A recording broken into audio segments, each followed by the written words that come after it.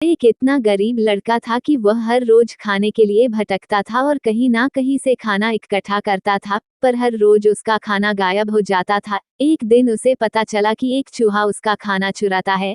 तो उसने उस चूहे को पकड़ा और उससे पूछा कि तुझे पता है मैं इतना गरीब हूँ, फिर भी तू मेरा खाना चुराता है। अगर तुम्हें चुराना ही है तो किसी अमीर का क्यों नहीं चुराता।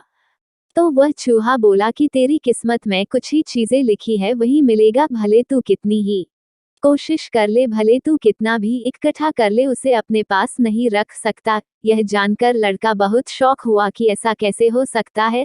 तो चूहे ने कहा कि अगर तुझे जानना ही है कि तेरी किस्मत में क्या लिखा है तो भगवान बुद्ध के पास जाना पड़ेगा, वही तुम्हें बता सकते हैं कि तुम्हारे किस्मत में क्या है। इसलिए वह लड़का भगवान बुद्ध से मिलने के लिए निकल पड़ा। चलते चलते बहुत रात हो गई थी, इसलिए रास्ते में उसने एक हवेली देखी और उस घर वाले से एक रात रहने के लिए इजाजत मांगी। उसे इजाजत मिल भी गई। हवेली वालों ने लड़के से पूछा कि वो इतनी रात को मिल भी गई। हवेली वालों ने लड़के से पूछा कि वो इतनी रात को कहाँ जा रहा है, तो उसने कहा कि मैं बुद्ध के पास जा रहा हूँ अपनी किस्मत के बारे में पूछने के लिए। तो हवेली वालों ने कहा कि तुम भगवान बुद्ध से हमारा सवाल भी पूछोगे।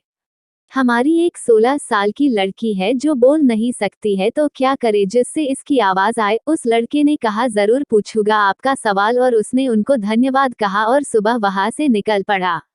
आगे रास्ते में बहुत बड़े बड़े बर्फ के पहाड़ थे। वो बड़ी मुश्किल से पहाड़ पर चढ़ा। उसे वहां एक जादूगर मिला। उसने उस लड़के से पूछा कि वो कहाँ जा रहा है। तो उसने कहा कि भगवान बुद्ध के पास जा रहा हूँ अपनी किस्मत के बारे में पूछने के लिए। तो जादूगर ने कहा कि क्या तुम भगवान बुद्ध से मेरा यह सवाल पूछोगे। मैं हजारों सालों से तपस्या कर रहा हूँ ताकि मैं स्वर्ग जा सकूं, और मेरे हिसाब से अब तक तो तुझे स्वर्ग में चले जाना चाहिए था, तो मैं स्वर्ग में जाने के लिए क्या करूँ।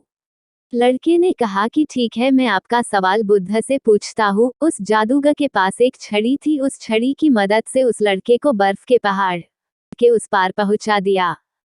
जब वह आगे बढ़ा तो उसके सामने बहुत बड़ी चुनौती थी। वहां बहुत बड़ी नदी थी जो वो खुद नहीं पार कर सकता था। तभी उसकी मुलाकात विशालकाय कछुए से हुई। कछुआ उसे लेकर जाने के लिए तैयार हो गया। फिर कछुए ने भी उसे वही सवाल पूछा, तुम कहाँ जा रहे हो।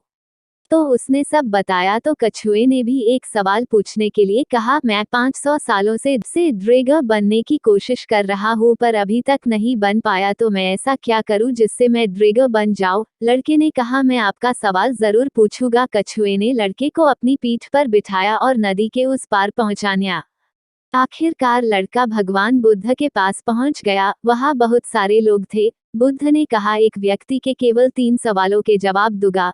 लड़का एकदम शॉक हो गया क्योंकि उसे तो 4 सवाल पूछने थे। वह सोचने लगा कि उसे कौन से 3 सवाल पूछने चाहिए। उसने कछुए के बारे में सोचा कि कछुआ 500 सालों से ड्रैगन बनने की कोशिश कर रहा है।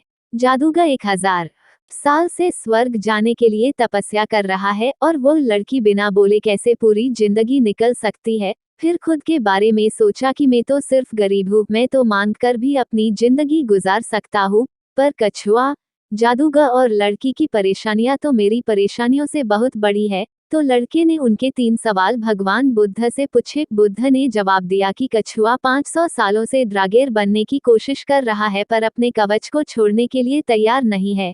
जब तक वह कवच को नहीं छोड़ेगा तब तक वह ड्रैगन नहीं बन पाएगा। वही जादूगर अब तक अपनी छड़ी नहीं छोड़ेगा तब तक वह स्वर्ग नहीं जा पाएगा, और जब लड़की को उसका जीवन साथी मिल नहीं जाएगा तब वो बोल नहीं पाएगी। यह सब सुनकर लड़का वापस कछुए के पास आया और उसे सब कुछ बताया। तो कछुए ने अपना कवच निकाल दिया। जैसे ही कवच निकाला उसमें से कीमती मोती निकले। वह मोती कछुए ने लड़के को दे दिए और वह ड्रैगन बन गया। फिर जादूगर के पास गया और सारी बात बताई। तो जादूगर ने अपनी जादू की छड़ी लड़के को दे दी और वह स्वर्ग में चला गया। उसके बाद लड़का उसी हवेली में गया जहां उसने रात गुजरी थी। जब वहां गया तो लड़की सामने आई और बोली, उस रात हमारे हवेली पर तुम ही आए थे ना।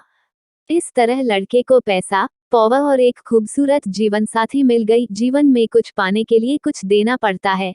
जब जादूगर ने छड़ी दी तो उसे स्वर्ग मिल गया।